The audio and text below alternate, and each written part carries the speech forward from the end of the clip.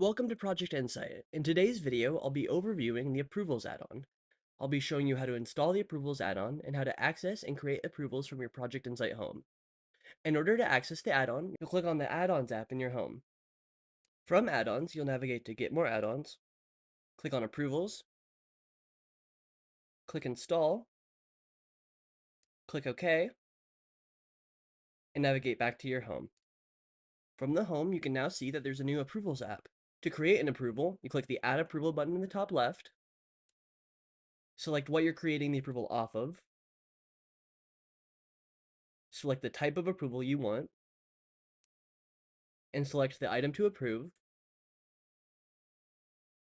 From here, we can select a name for our approval, a description, the items being approved, and most importantly, the actual approvers. For our approvers, I'll select John Doe, and I'll select myself, Kyle Crane.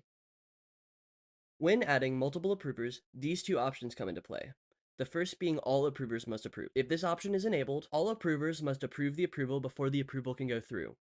The second option, approval routed sequentially, if enabled, means that the approvers have to approve in a specific order.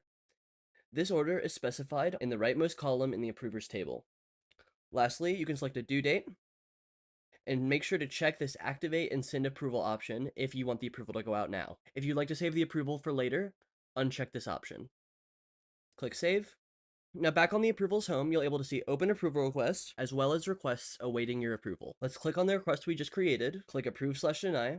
You can optionally explain your decision, then click your choice.